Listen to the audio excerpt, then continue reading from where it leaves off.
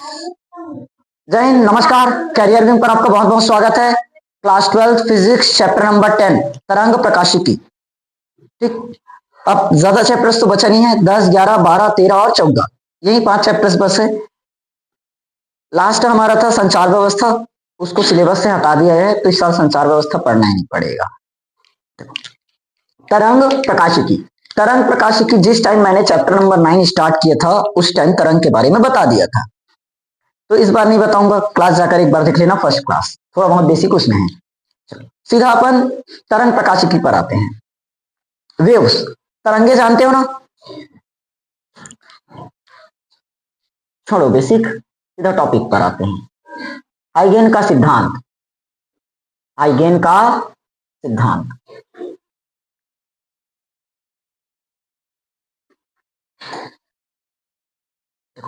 प्रकाश की प्रकृति का अध्ययन करने के लिए दो वैज्ञानिक आए थे। प्रकाश की प्रकृति का अध्ययन करने के लिए दो वैज्ञानिक आए, एक हाइगेन था और दूसरा न्यूटन के कड़ी का सिद्धांत था। हाइगेन का सिद्धांत और दूसरा न्यूटन की कड़ी का सिद्धांत, ये था। समझ में आया? प्रकाश की प्रकृति की व्याख्या दो वैज्ञानिकों ने किया, एक हाइगेन है और दूसरा न्यूटन का कड़ी का सिद्धांत है। पहले अपन देखेंगे सीधा हाइगेन का सिद्धांत। इसके अभिगृहित पहले समझो, इसकी अवधारणा।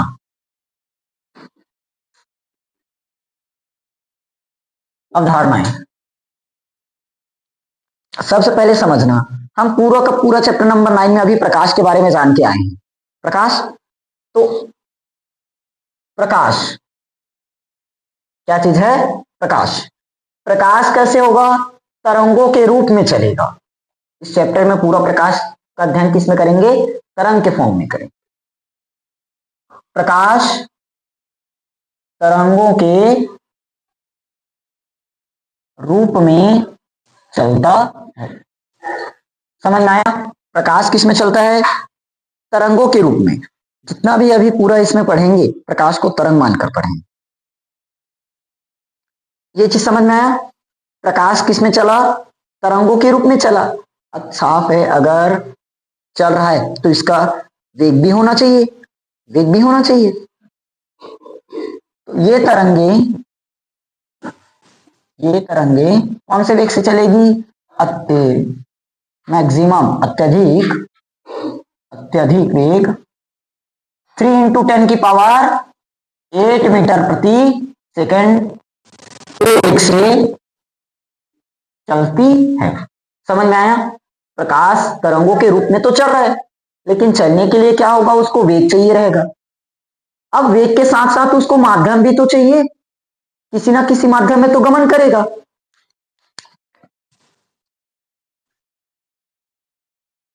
तो इन तरंगों के संचरण के लिए क्या होती है? माध्यम की जरूरत होगी।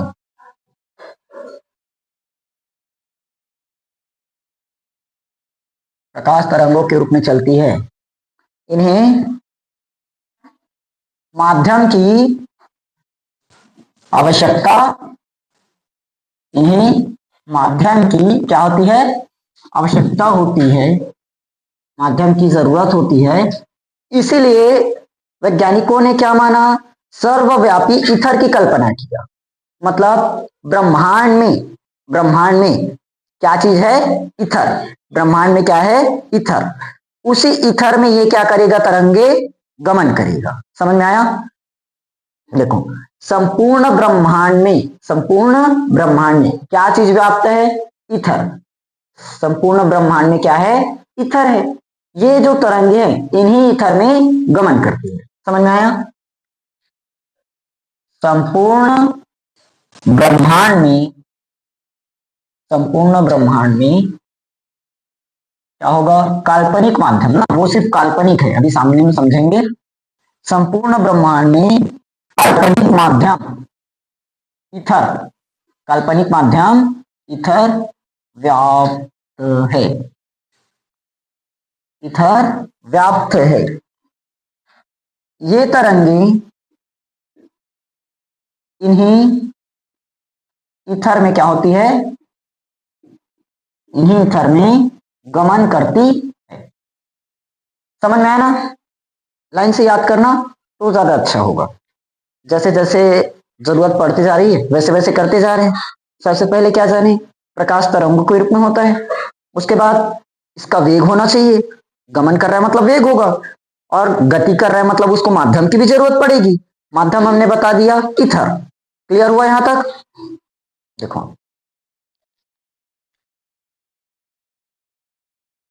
हमने क्या माना, काल्पनिक माध्यम ईथर, लेकिन ईथर का घनत्व, ईथर का घनत्व क्या होता है, बहुत ही कम। ईथर का घनत्व कम होता है, किंतु इसकी प्रत्यास्थता प्रत्यास्थता प्रत्यास्थता क्या होती है, अधिक होती है। ईथर का घनत्व क्या होता है, बहुत ही कम, प्रत्यास्थता बहुत ही अधिक।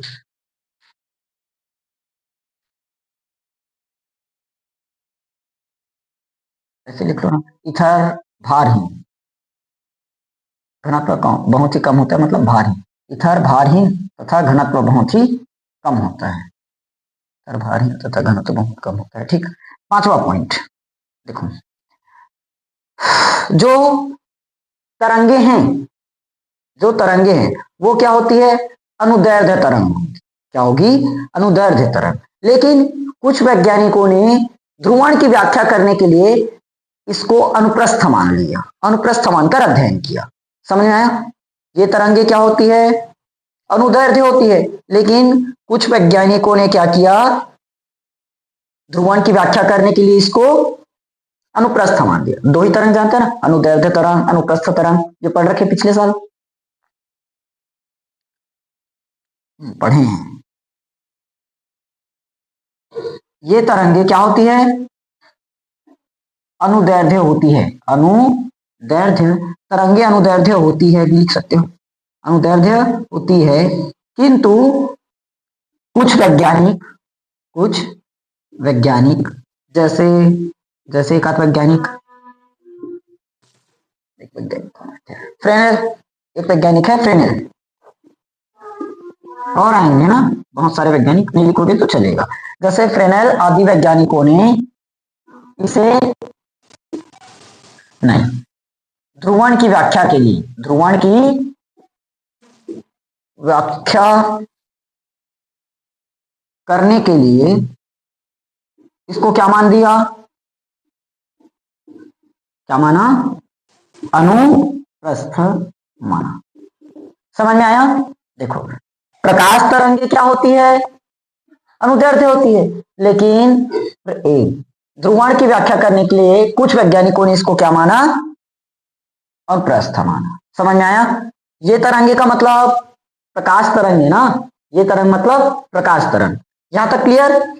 अब देखो, विभिन्न रंगों के लिए जो प्रकाश का तरंगदैर्ध्य होता है वो क्या होता है, विभिन्न रंगों के लिए प्रकाश का तरंगदैर्ध्य अलग अलग होगा। अलग अलग रंगों के लिए प्रकाश का तरंगदैर्ध्य अलग अलग होता है ना। अभी रिसेंटली पढ़ के आए हो चैप्टर नंबर 9 में, पूरा भूल गए? भूल क्या गए, पढ़े रहोगे तब तो पता चलेगा।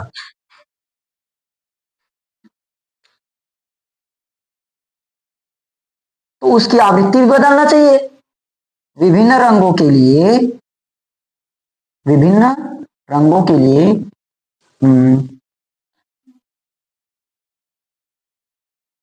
तरंगदैर्ध्य बदलेगा मतलब आवृत्ति भी बदलेगा। विभिन्न रंगों के लिए प्रकाश की आवृत्ति भी क्या होती है, अलग अलग होती है, यानी कि भिन्न भिन्न। ये चीज समझ में आया? विभिन्न रंगों के लिए प्रकाश की आवृत्ति क्या होती है, अलग अलग होती है। क्लियर? अब ये बताओ, जो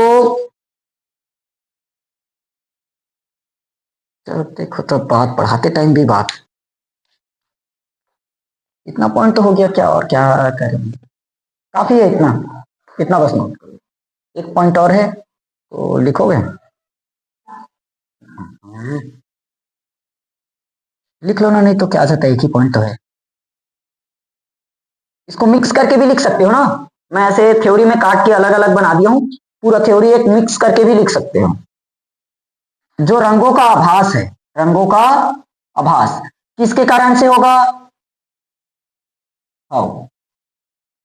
तरंग दैर्ध्य में अंतर।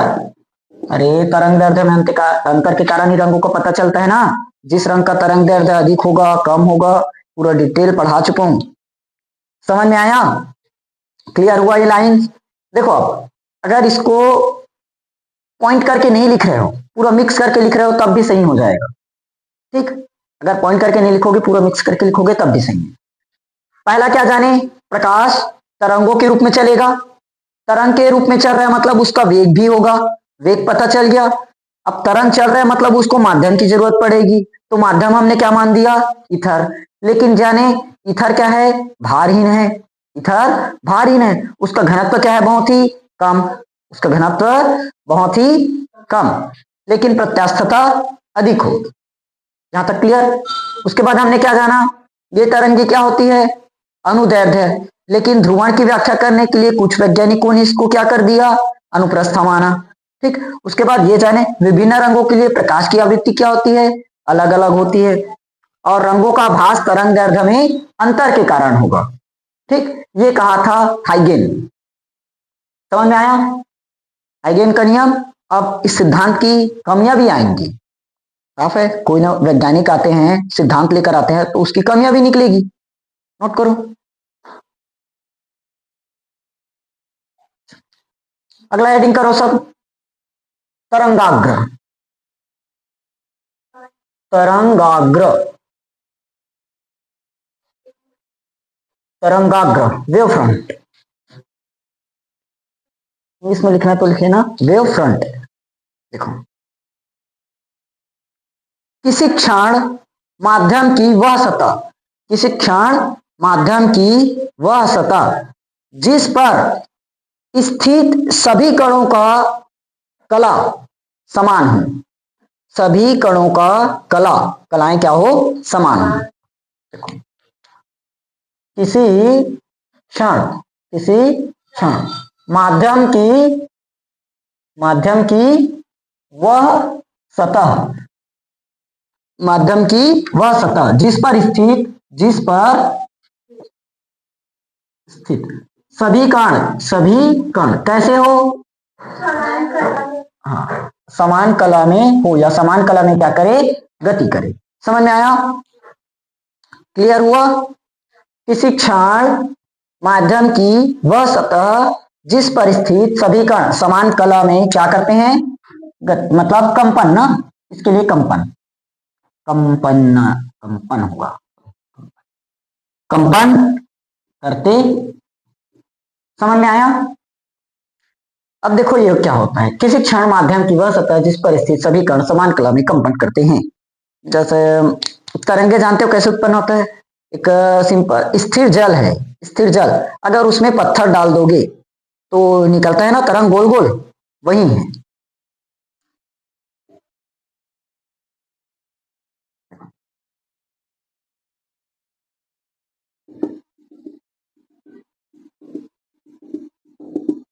कुछ इस तरह से।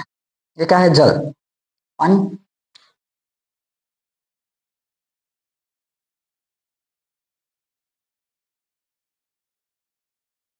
इस तरह से निकलती है तरंगे। तो माध्यम की वह सतह, ये हो गया माध्यम जल। माध्यम की वह सतह जिस पर स्थित सभी कण क्या हो? समान कला में कंपन करे। इनकी कलाएं क्या होंगी? समान। इस तरह से निकलते हुए जाएगा ना, तो क्या होंगे? समान कला में ही कंपन करेंगे। ये क्या है? तरंगाग्र। समझ में आया? इसी को हमने क्या कहा? तरंगाग्र। क्लियर हुआ? यहां तक समझ में आया? अब देखो, जैसे जैसे तरंगों का वेग होगा, मतलब जिस प्रकार से तरंगे आगे बढ़ेंगी, जिस प्रकार से तरंगे आगे बढ़ेंगी तो क्या होगा? तरंगाग्र भी आगे बढ़ेगा। समझ में आया? माध्यम की सतह हम लोग जान गए, उसी को हमने क्या कहा? तरंग। तो जैसे जैसे तरंग आगे बढ़ेगा तो तरंगाग्र भी बढ़ेगा। ठीक, आप इसके प्रकार जानो। तरंगाग्र का प्रकार कितने प्रकार का होना चाहिए? एक होगा गोलीय तरंगाग्र, दूसरा बेलनाकार, एक और होता है वृत्ति, लेकिन वो डिटेल में नहीं। तीन समतल, समतल तरंगाग्र। समझ में आया? तरंगाग्र कितना होगा? गोलीय तरंगाग्र, बेलनाकार तरंगाग्र और समतल तरंगाग्र। समझ में आ गया? सबसे पहले जान लेते हैं गोलीय तरंगाग्र क्या है। गोलीय तरंगाग्र, गोलीय तरंगाग्र, गोलीय तरंगाग्र किसको कहेंगे? प्रकाश स्रोत गोले के समान, मतलब एक छोटा सा बिंदु। प्रकाश स्रोत कैसे होगा?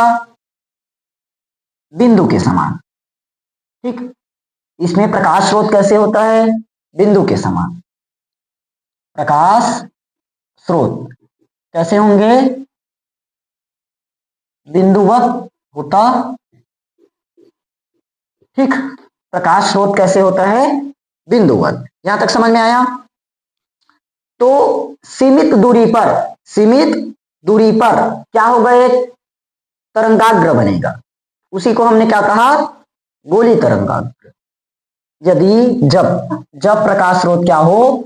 बिंदुवत होता है, या जब प्रकाश स्रोत बिंदुवत हो तो, जब प्रकाश स्रोत बिंदुवत हो तो स्रोत से, कहां से? स्रोत से सीमित दूरी पर, सीमित दूरी पर जो तरंगाग्र बनता है उसे क्या कहेंगे? गोलीय तरंगाग्र। समझ में आया? गोलीय तरंगाग्र क्लियर? जब प्रकाश स्रोत क्या हो? बिंदुवत, तो स्रोत से सीमित दूरी पर क्या होगा? तरंगाग्र बनेगा। गोली है, गोलाकार हो गया मतलब बिंदुवत, मतलब यही क्या है हमारा? प्रकाश का स्रोत। स्रोत है, कैसे है? बिंदुवत। कैसे है? बिंदुवत। तो स्रोत से सीमित दूरी पर क्या होगा? तरंगाग्र बनेगा। सीमित दूरी पर क्या होगा? तरंगाग्र बनेगा। बन गया? इसी को हमने क्या कहा? गोली तरंगाग्र। तो ये क्या है? प्रकाश की किरण। ये भी प्रकाश की किरण, प्रकाश की किरण। समझ में आया? क्लियर हुआ? जब प्रकाश स्रोत क्या रहे? बिंदुवत हो, तो स्रोत से सीमित दूरी पर क्या होगा? जो तरंगाग्र बनेगा उसी को क्या कहेंगे? गोलीय तरंगाग्र। ठीक, अब देखो स्रोत से लंबवत, स्रोत से लंबवत जो रेखाएं खींची जाएगी वही क्या होगा? हमारा प्रकाश किरण। ये क्या होगा? प्रकाश किरण। ऑप्शन वन लाइनर में आता है ना, याद रखना। स्रोत से लंबवत खींची गई रेखाएं या तरंगाग्र से लंबवत खींची गई रेखाएं क्या होंगी? प्रकाश किरण होती है। दूसरा गोली तरंगाग्र हो गया, अब कौन आएगा? बेलनाकार तरंग। अब प्रकाश स्रोत कैसे होना चाहिए? जब प्रकाश स्रोत क्या हो? बेलनाकार हो। गोली में गोलाकार, बेलन में बेलनाकार और समतल में समतलाकार। जब प्रकाश स्रोत क्या हो? रेखावत हो। जब प्रकाश स्रोत क्या हो? रेखावत। तो स्रोत से सीमित दूरी पर जो तरंगाग्र बनेगा उसको क्या कहेंगे? बेलनाकार तरंगाग्र। समझ में आया? थ्योरी सेम है, लिख लोगे। इसमें जब प्रकाश स्रोत क्या रहे? बिंदुवत, तो स्रोत से सीमित दूरी पर जो तरंगाग्र बनेगा उसे कहेंगे गोली तरंगाग्र। इसमें प्रकाश स्रोत कैसे रहेगा? रेखावत रहेगा, तो स्रोत से सीमित दूरी पर जो तरंगाग्र बनेगा उसे बेलनाकार तरंगाग्र। क्लियर हुआ? तो बेलन वाला बनाओ। ऐसे बनता है बेलन? बनता है, तुम लोग नहीं देखे हो, मैं देखा हूं बेलन।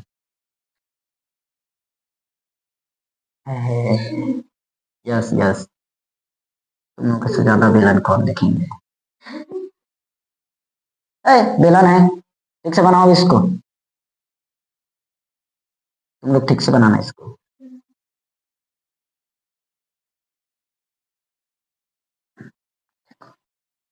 एक और बना लो। हाँ वैसे ही रहता है।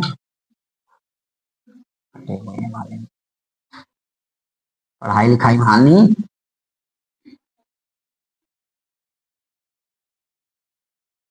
को नॉट अब बेइज्जती कहते हैं, दिस इज द रियलिटी। इसको मिलाओगे ना, हाँ सही से। हाँ तो रहेगा ही, खुला रहेगा वाले, तो नोट्स में मिल जाएगा ना, नोट्स मिल जाएगा एकदम सही से। ये क्या है? प्रकाश स्रोत, कौन सी आकार?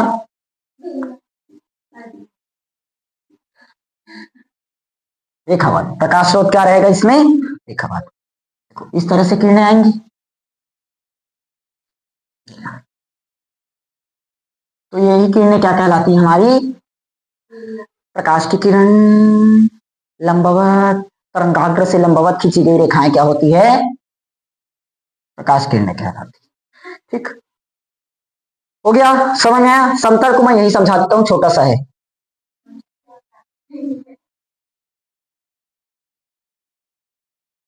समतल तरंगाग्र, देखो हमने कितना तरंगाग्र जाना? 4 ना। 3। सबसे पहले गोलीय तरंगाग्र, जब प्रकाश स्रोत क्या रहे? बिंदुवत, तो सीमित दूरी पर जो तरंगाग्र बनेगा उसे गोलीय तरंगाग्र कहे। ठीक, उसके बाद बेलनाकार में जब प्रकाश स्रोत क्या रहे? रेखावत, और स्रोत से सीमित दूरी पर जो तरंगाग्र बनेगा उसे बेलनाकार। ठीक, अब बचा समतल। अब इसमें जब जब प्रकाश स्रोत से असीमित दूरी पर तरंगाग्र बनेगा, कहां पर? असीमित दूरी पर जो तरंगाग्र बनेगा उसे क्या कहेंगे? समतल तरंगाग्र। समतल का चित्र इस तरह से बना दो, बस सिंपल है समतल वाला, दिक्कत विक्कत करने वाला नहीं है। ठीक, इस तरह से ये क्या है हमारा? प्रकाश की किरण। लिख लोगे? जैसे जैसे थ्योरी बताऊं वैसे वैसे थ्योरी लिख लेना। ठीक है, और नोट्स पूरा ग्रुप में मिल भी जाएगा, जाकर देख लेना। ठीक, नोट करो इसको।